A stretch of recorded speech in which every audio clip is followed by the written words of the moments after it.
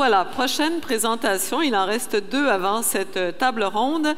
Société géospatialisée, une vision d'avenir présentée par un duo cette fois. D'abord Stéphane Roche, professeur titulaire et vice-doyen à la recherche et aux études à la faculté de foresterie, de géographie et de géomatique de l'Université Laval, donc à Québec, qui sera aidé, Monsieur Roche, de votre assistant. Voilà, c'est bien ça. Alors, je vous invite à commencer la présentation. Merci beaucoup. Bonjour à toutes et à tous.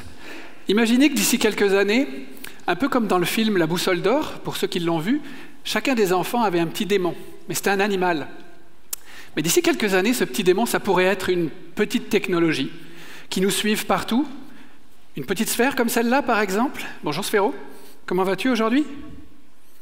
Est-ce que tu es en forme?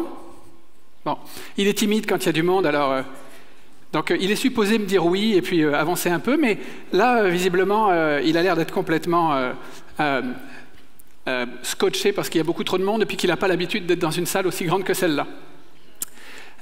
Néanmoins, imaginez une petite sphère comme celle-là, un genre de concentré de notre monde qui se déplace avec nous, nous suivent un peu partout, capte de l'information, on l'a vu avec les petits drones par exemple, communique avec nous, communique avec les autres technologies éventuellement que nos amis, que les gens que l'on croise pourraient avoir également. Donc ce concentré de monde, une sorte de déclinaison du monde dans nos mains. Parce que ne nous y trompons pas, c'est pas grave Tom, ça peut arriver. C'est les aléas du direct, c'était supposé fonctionner, mais on a fait des tests à la maison, ça marchait bien, ce matin ça marchait bien aussi. Normalement elle fait des petits bonds, elle fait des petits bruits, elle réagit quand on la sollicite, mais là je suis désolé, ça fonctionne pas. C'est pas très grave, regarde, d'accord? Voilà, c'est Tom, l'adjoint. Donc c'est Tom qui normalement devait... c'est pas très grave. Donc, je disais, ne nous y trompons pas, nous sommes ce que certains spécialistes qualifient de l'âge du lieu global, dans cette société géospatialisée dont on a entendu parler ce matin sous différents angles, différentes approches. Et qu'est-ce que ça signifie, grosso modo, cet âge du lieu global? Ben, ça signifie simplement qu'on n'a à la fois jamais été aussi ancré dans les lieux que l'on habite, ceux dans lesquels on évolue, et en même temps aussi branché sur le monde. On n'a jamais fait autant d'allers-retours entre le local et le global, et il est évident que la technologie nous aide beaucoup dans ce cadre-là. Puis la deuxième composante importante de cette société géospatialisée, c'est ce que mon ami et collègue Milad Douei, dans l'un de ses derniers ouvrages, qualifie d'humanisme numérique. Parce que là encore, le numérique, c'est bien plus que l'opérationnalisation technologique de nos vies, c'est des changements radicaux à la fois dans l'éducation, l'enseignement, le marché, l'économie, l'amour, les sentiments, les relations sociales. Tout ça est complètement transformé, et dans toutes ces transformations-là, il y a les individus qui sont au centre. Alors, ce que je vous propose dans la première partie de cette présentation, c'est de regarder avec moi un certain nombre de composantes qui me semblent importantes de cette société géospatialisée. Et dans un deuxième temps, sans faire un exercice de futurologie, de regarder un peu, selon mon point de vue, puisqu'on m'a donné la chance de pouvoir le partager avec vous, les évolutions à court terme, l'avenir à court terme. Alors, il y a une des caractéristiques importantes de cette société géospatialisée, c'est, je le disais, on n'a jamais été à la fois aussi centré sur nous-mêmes, et en même temps aussi branché sur le reste de l'univers, du monde. Et un sociologue assez connu, Manuel Castel, parle par exemple, pour qualifier le web social ou le web 2, le qualifie en disant que c'est l'individualisme en réseau. L'individualisme en réseau, je trouve, qui est assez bien représenté par ce « moi et le reste du monde ». Et le fait est qu'on est tellement moi et le reste du monde qu'on est aujourd'hui en capacité de communiquer à peu près tout et n'importe quoi, de partager tout et n'importe quoi, de mettre en scène nos espaces personnels individuels, de les projeter. Et un exemple, quand on dit qu'on peut à peu près tout produire et tout diffuser et tout géolocaliser, c'est même les tatous d'Angelina Jolie qui ont fait l'objet d'une géocache internationale pour essayer de comprendre quelle pouvait bien être la signification de ces tatous, et en fait, un internaute un peu plus fan est allé juste récupérer les coordonnées, les a tapées sur Google et s'est rendu compte que c'était les lieux de naissance des enfants qu'elle avait adoptés. Alors aujourd'hui, dans les dernières photos, elle en a non plus 4, mais 6, je crois, donc vous voyez, ça évolue avec le temps. Les spécialistes du domaine parlent du syndrome SOLOMO, c'est-à-dire social, local, mobile. Et puis il me semble que ça reflète assez bien le monde dans lequel on vit. Chacun d'entre nous, on est équipé, plutôt très mobile, et effectivement en capacité de renvoyer en temps quasi réel une information, des informations sur le monde dans lequel on vit. Puis ce qui est le plus important aujourd'hui, ce n'est pas vraiment de savoir où on est, mais c'est de savoir ce qu'il y a autour de nous, qui est présent, pour éventuellement engager une rencontre physique ou pour éviter, on a vu qu'il y a des applications qui se développent, par exemple, pour éviter de rencontrer les gens qu'on n'aimerait pas rencontrer, basées sur la localisation.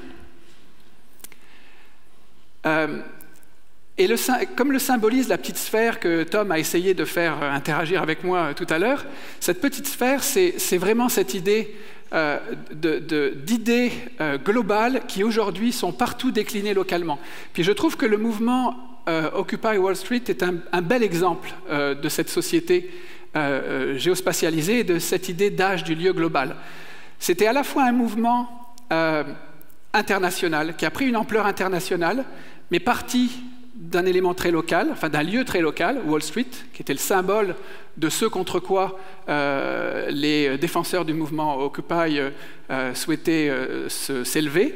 Et en réalité, quand on regarde un peu la dynamique de ce mouvement, on se rend compte que, à la fois, il y a eu un partage d'API, il y a eu un partage de plans d'organisation des lieux d'occupation, et le Web 2 a été beaucoup utilisé. C'est-à-dire que quand il y a des études qui ont montré que chaque lieu d'occupation était organisé de la même manière, avec un plan un peu comme celui-là, qui a ensuite été numérisé et qui a circulé sur les réseaux.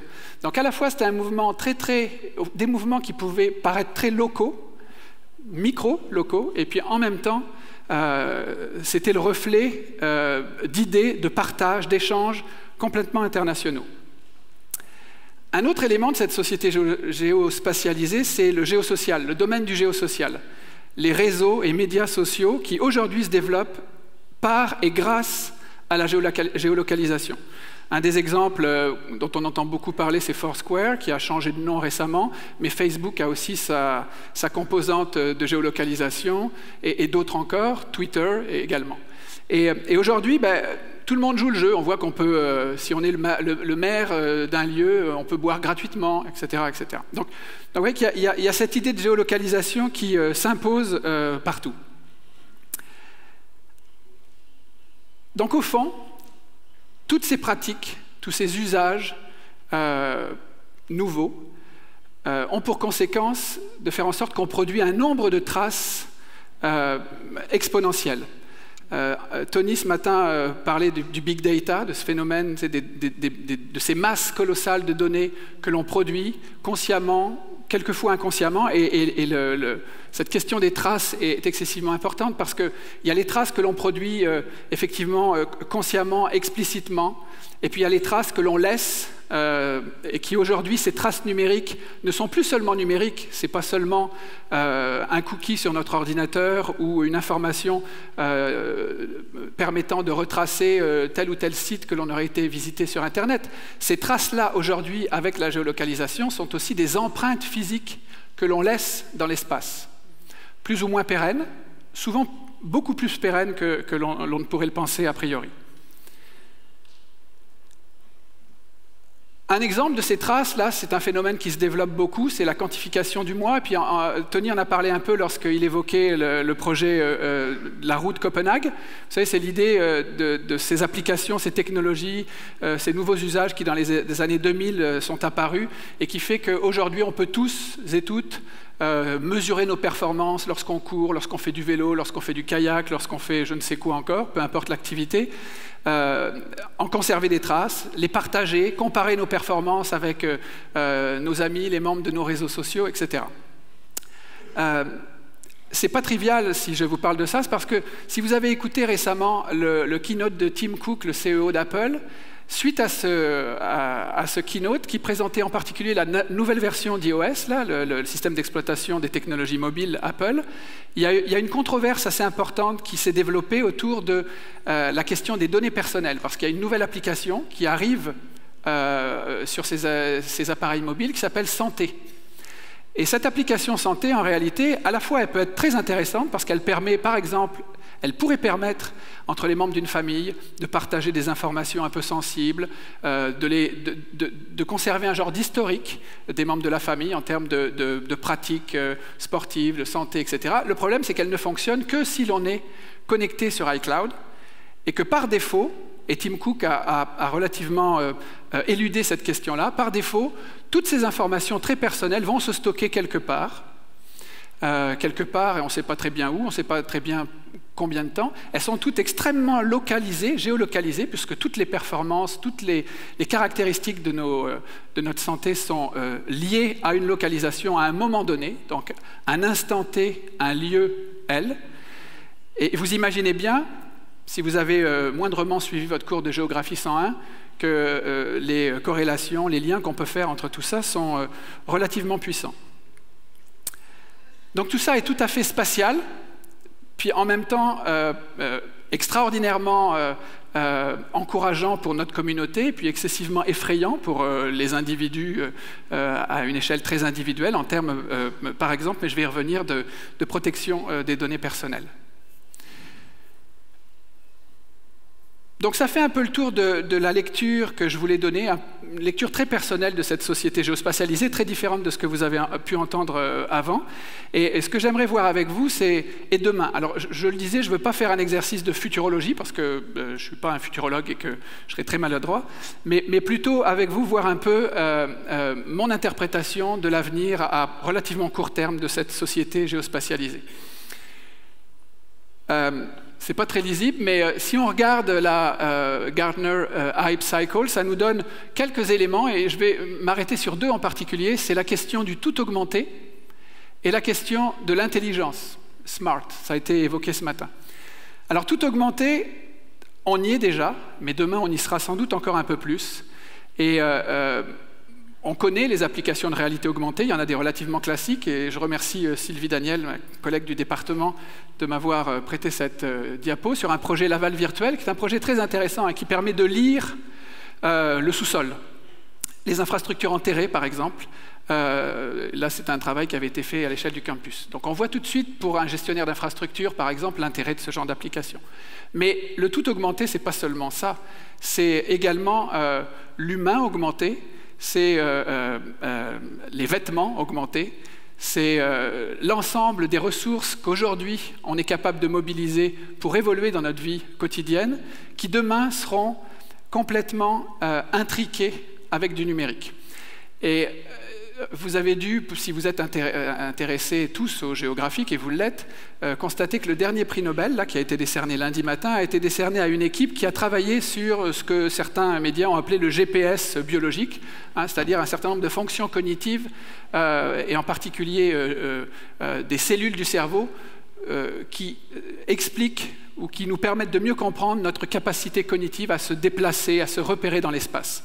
Puis suite à ça, évidemment, un certain nombre d'articles ont été publiés, et il y en a un qui a été publié particulièrement intéressant et qui fait le point sur, aujourd'hui, quels sont les impacts du numérique sur nos capacités à décrypter l'espace, à se déplacer, à se repérer. Et cet article a ceci d'intéressant, c'est qu'à la fin, il termine en disant on a besoin d'une physicalité numérique. On nous a fait croire qu'on pouvait gérer nos rapports aux autres, nos rapports à l'espace, de façon complètement virtuelle, complètement dématérialisée. Et d'ailleurs, on a parlé pendant longtemps en matière de données géographiques et de cartographie de la dématérialisation de l'information géographique. Et aujourd'hui, les recherches les plus récentes dans le domaine cognitif montrent qu'il n'y a absolument aucune déconnexion, et il ne devrait pas y avoir de déconnexion entre la capacité que l'on a à utiliser nos sens moteurs et nos capacités cognitives. Pour faire simple, on ne pourra jamais être aussi efficace sur le plan cognitif, sur le plan du raisonnement, si jamais on ne gère pas ces compétences-là en lien étroit avec nos sens plutôt physiques. Vous voyez, je suis toujours en train de marcher, par exemple, je suis incapable de réfléchir et de parler en public si je ne marche pas. Donc si vous m'asseyez sur un fauteuil, je vais être encore moins clair que ce que je pourrais l'être là, aujourd'hui. Oui, ouch. Ouais, je te remercie beaucoup, Pierre. Mais c'est un élément excessivement important pour notre domaine, je trouve. On voit bien dans toutes les présentations qui ont été faites, on parle de villes numériques, de villes virtuelles, un certain nombre de mots qui renvoient à une dématérialisation. Or, moi je pense que l'avenir est plutôt dans la recomposition physique du numérique, si je puis dire. Donc dans cette idée de travailler sur une vraie physicalité numérique. Et un des signes, selon moi, avant-coureurs de ça, c'est cette question de la personnalisation algorithmique. On le connaît, hein, vous avez tous été naviguer sur Amazon. Puis depuis longtemps, Amazon, il a bien compris qu'en utilisant des algorithmes qui permettent d'aller mieux comprendre ce qu'on consomme, ce qu'on commande, ce qu'on visualise, etc., il est capable de reconfigurer les interfaces et les propositions de produits en fonction de chacun d'entre nous. Google est en train de le faire dans ses dernières versions de Google Maps. Et d'ailleurs, si vous allez voir dans les descriptifs, ils vous disent « Notre objectif, c'est de fournir une carte pour chacun d'entre vous, une carte personnalisée. » Ce qui veut dire que la carte que moi, je vais obtenir en allant sur Google sera différente de celle de Pierre. Ouch. Elle sera sans doute beaucoup plus intéressante, la mienne. Ouch. Mais ce qui est plus intéressant encore, c'est qu'avec cette idée de capteurs et de réseaux d'objets connectés qui commence à truffer nos villes, c'est que demain, la personnalisation algorithmique, ce sera une personnalisation algorithmique physique de nos espaces de vie. Ce qui veut dire clairement que demain, lorsque j'arriverai dans le carré d'Youville, les capteurs présents reconnaîtront que Stéphane Roche arrive dans le carré d'Youville parce que, évidemment, mon téléphone cellulaire sera connecté et la géolocalisation sera activée. Et là, la façon dont l'espace, dans ses dimensions sensibles, se reconfigurera, ce qui sera affiché, pourquoi pas les odeurs, etc., etc. Toutes ces dimensions très sensibles qui sont finalement responsables des expériences physiques et géographiques que l'on peut développer, tout ça se reconfigurera.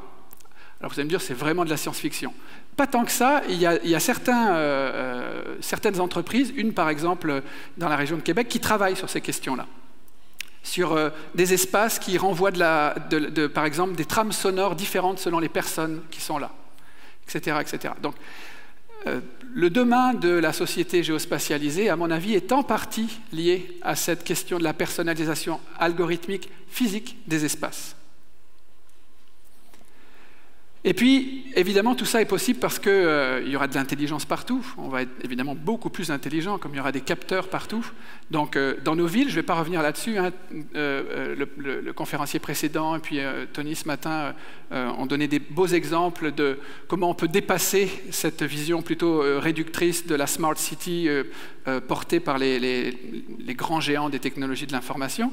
Mais demain, c'est aussi dans nos maisons. Hein, on parle beaucoup de domotique. Il y a des travaux fabuleux, par exemple, à l'université de Sherbrooke, dans le laboratoire Domus, qui sont développés en particulier pour adapter les espaces aux personnes qui souffrent de déficiences cognitives, Alzheimer ou autres. Dans nos autos, moi je suis un fan de Land Rover, et les derniers prototypes de Land Rover, par exemple, proposent une solution qui, en temps réel, scanne le terrain, construit un modèle dynamique 3D et permet au véhicule d'adapter avec son système Terrain Response, d'adapter la motricité, la répartition 4x4, etc., etc. Et sur nous, je le disais tout à l'heure, que les derniers travaux, en particulier autour du prix Nobel de médecine, laissaient entrevoir cette idée de physicalité numérique, c'est-à-dire cette capacité qu'on devrait développer de retisser des liens entre notre composante ou nos composantes numériques et nos sens physiques, notre enveloppe.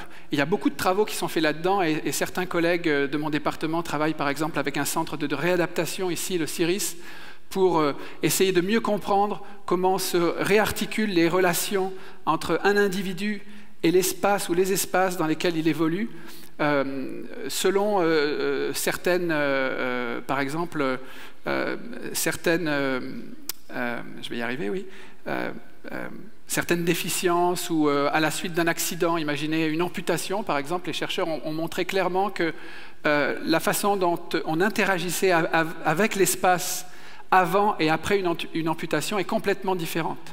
Je ne parle pas évidemment par exemple, d'une amputation de la jambe, où là ça paraît assez évident que pour se déplacer c'est un peu différent, mais le fait par exemple d'avoir un bras en moins fait que la capacité qu'on va avoir à évoluer dans l'espace va être complètement reconfigurée. Donc, et tout ça, évidemment, ce n'est pas par hasard si des chercheurs en géomatique sont impliqués dans ce domaine-là, c'est parce que c'est toujours excessivement lié à la localisation. Fine, à l'intérieur d'un bâtiment, à l'intérieur d'une pièce, à l'intérieur d'une ville, mais à chaque fois très lié à la géolocalisation. Et encore une fois, si vous avez suivi votre cours de géographie 101, vous vous souvenez sans doute de la première loi de Tobler. Qu'est-ce qu'elle dit, cette première loi de Tobler? Elle dit tout simplement que tous les objets situés à la surface de la Terre ont tendance à interagir, mais que deux objets qui sont plus proches vont interagir beaucoup plus que deux objets qui sont éloignés. Alors réfléchissez à ça, parce que ça paraît assez évident pour les phénomènes naturels physiques, ça paraît aussi relativement évident, et puis les chercheurs l'ont montré à travers le temps, que les activités humaines répondent à ça aussi.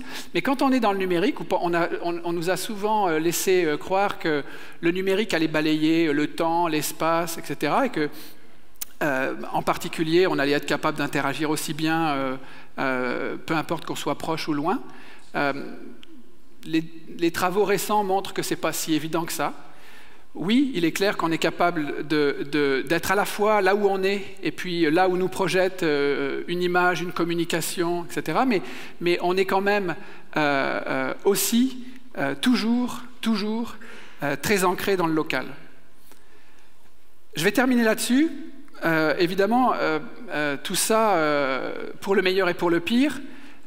Pour le pire, Noam Chomsky, un linguiste du MIT, justement il y a à peu près un an, dans une conférence organisée par le Sensible City Lab, qui s'intitulait Big Data or Bad Data, rappelait que dans l'histoire du monde, il n'y avait pas un seul exemple qui montrait qu'une organisation n'aurait pas essayé d'exploiter une innovation technologique pour asseoir son pouvoir et son contrôle. Pas un seul exemple. Je crois que c'est vrai. Et je crois qu'aujourd'hui, les innovations technologiques dont les organisations disposent sont éminemment impactantes pour la vie privée. La question du contrôle du marché des données personnelles est centrale. La question de la personnalisation algorithmique, moi, me pose problème, parce qu'en particulier, elle aura tendance à proposer des solutions basiques, à classer les gens dans des catégories, à dire vous êtes dans telle catégorie, donc c'est ça qu'on va vous proposer, pas autre chose. Et le rêve merveilleux de l'ouverture sur des territoires inexplorés que le numérique nous laisse entrevoir pourrait rapidement être balayé si on n'est pas prudent sur ces choses-là. Mais heureusement, et je veux terminer sur une note un peu plus positive, heureusement, le numérique laisse aussi entrevoir un ensemble d'innovations sociales, et en particulier autour de cette question centrale, et il y a un ouvrage récent qui a été publié, de la citoyenneté numérique. Moi, je crois beaucoup aux bienfaits du numérique, tout en étant très prudent sur les contraintes et les dérives possibles. Et je pense en particulier qu'il y a un élément, et c'est celui que je voudrais partager pour finir avec vous, un élément qui me semble important, c'est que cette capacité que l'on a à créer du lien entre ce qui est très local et des idées très globales auxquelles on avait difficilement accès auparavant, devrait nous permettre à chacun, en tant qu'individu, d'avoir une meilleure compréhension des effets et des impacts que chaque micro-décision qu'on a à prendre.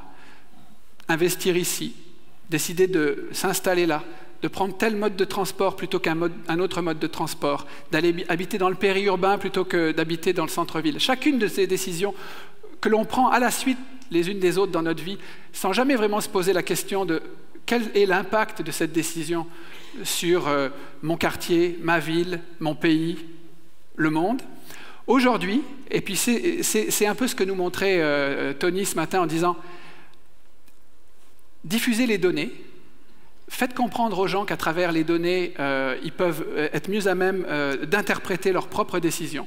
Donc c'est ça, je voulais terminer là-dessus et vous dire que le numérique devrait nous aider à être des meilleurs citoyens, tout simplement parce qu'il devrait nous aider à prendre conscience qu'à chaque fois qu'on pose un pied par terre, ça impacte les gens qui sont autour de nous, qu'ils soient proches ou moins proches. Merci beaucoup.